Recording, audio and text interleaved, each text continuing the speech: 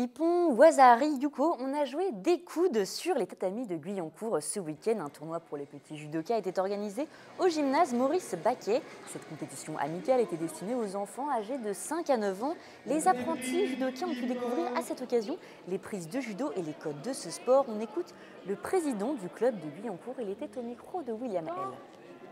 C'est une petite compétition qui nous sert en fait à montrer aux enfants comment se déroule une compétition, comment on peut faire déjà un peu d'arbitrage. Ça nous sert aussi pour les adolescents donc de commencer l'arbitrage et puis d'avoir des notions d'arbitrage.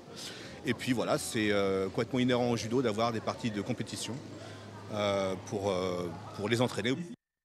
Et un mot de baseball à présent, les Cougars de Montigny-le-Bretonneux ont remporté ce week-end la 20e édition du tournoi de Pâques au stade Jean Maréchal, une compétition amicale organisée chaque année pour préparer l'équipe en vue du championnat. Un reportage signé Mickaël Elmidero.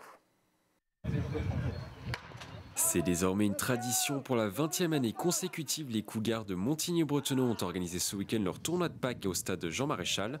Les fans de baseball saint-quentinois ont pu voir leurs protégés, mais également les Jimmers de Saint-Lô, les Sens de Saint-Jean-Manlé et les Outlaws de Strasbourg. Cette année, c'est plus un niveau régional, national 1, donc un petit peu en dessous de notre division, mais ça reste quand même un niveau correct pour pouvoir se préparer de bonne façon. Le tournoi de Pâques, bien qu'amical, est avant tout un rendez-vous pour permettre aux Cougars de préparer le championnat de 2e division. La saison débutera le dimanche 3 avril sur le terrain d'Essines. L'intérêt du tournoi, c'est aussi de faire pas mal de matchs et donc de bien se préparer avant la saison, prendre pas mal d'at-bats, de voir des lanceurs, d'avoir du temps de jeu pour arriver en pleine forme la semaine prochaine. Ces 2 jours ont également permis au public d'apercevoir la nouvelle recrue américaine Ryan Juarez, un lanceur d'origine californienne qui a évolué en Australie la saison dernière. Le sportif devrait être l'une des têtes d'affiche de l'équipe cette année. Il est assez marrant parce qu'on voit vraiment qu'il est agressif dans le jeu et c'est ça qui fait plaisir. Après, il a vraiment le style américain. Vraiment jouer le jeu et c'est ça qui est marrant. Il a bien lancé le premier match, il a gagné 10-0. La semaine dernière à Montpellier, il a réalisé une bonne performance contre une équipe de notre division, donc on est vraiment confiant avec lui sur le monticule. Les Cougars de Montigny-le-Bretonneux ont remporté le tournoi de Pâques en battant en finale les Sens de Saint-Jean-Manlé. Et vous le savez, ce week-end, c'était le week-end de Pâques. Nous n'allons pas nous quitter avant un mot de chocolat. Samedi dernier, donc pour ce week-end, la ville d'Elancourt organisait la traditionnelle chasse aux œufs. Plus d'1 millier d'enfants de 3 à 11 ans étaient au parc des Coudrais pour remplir leur panier de chocolat.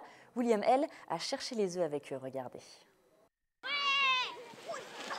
À Elancourt, le week-end dernier, le parc des Coudrais a pris l'allure d'un grand magasin un jour de solde, pris d'assaut par 1500 enfants élancourtois venus participer à la grande chasse aux œufs. C'est une chasse aux œufs où on a distribué 6000 œufs sur tout le parc des Coudrais. Un œuf égale un œuf en chocolat en échange.